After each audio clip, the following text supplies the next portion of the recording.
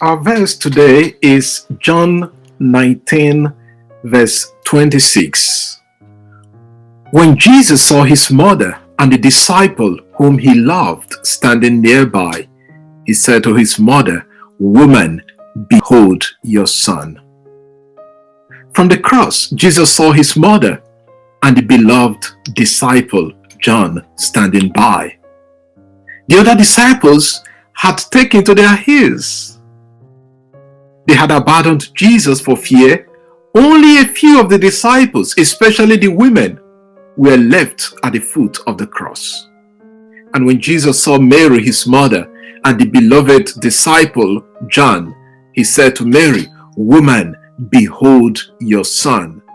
And to the beloved disciple, John, he said, "Behold your mother." My interests are in the words of Jesus, "Woman, behold your son." Why will Jesus address his mother as woman?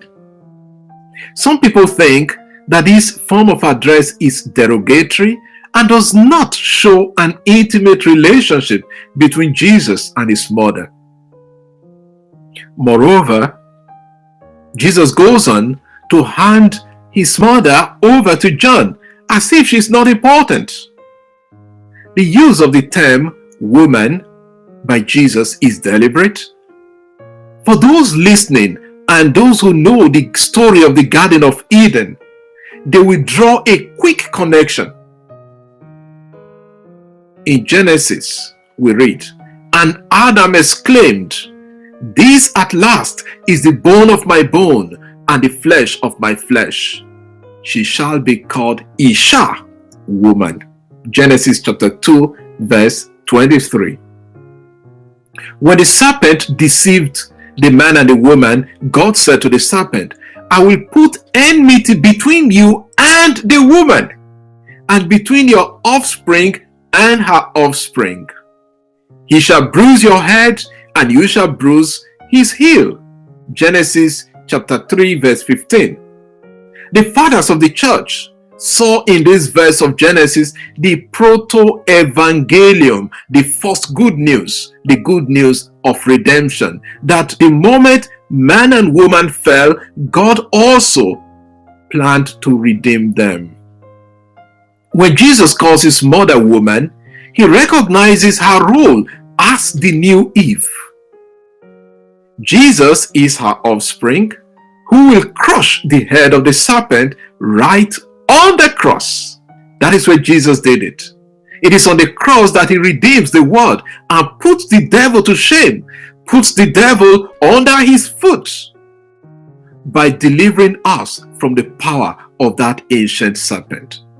In the book of Revelation, the dragon stood before the woman who was about to give birth, so that when she bore her child, he might devour it. Revelation chapter 12, verse 4. The dragon is described as that ancient serpent, and the woman is surely Mary in that context. St. Paul understands the connection between the woman and Eve when he says, "But when the fullness of time had come, God sent forth his son, born of woman, born under the law." Galatians chapter 4, verse 4. What is the role of Mary as mother? Why is she given to us as woman and given to John as a mother? The woman in Genesis is described as the mother of all that live. So Mary is the new mother of all the living. But uniquely, Mary is now the mother of all the disciples of Jesus, because Jesus loves his disciples. Hence the words, "the disciple Jesus loved." For anyone who loves Jesus and wants to be beloved by Jesus, Mary is surely that person's mother. Lord, help us to see your work in the history of salvation and how you prepared your mother before time to be part of that history. Through her intercession, grant our requests. Amen. And may God bless you and have a lovely day.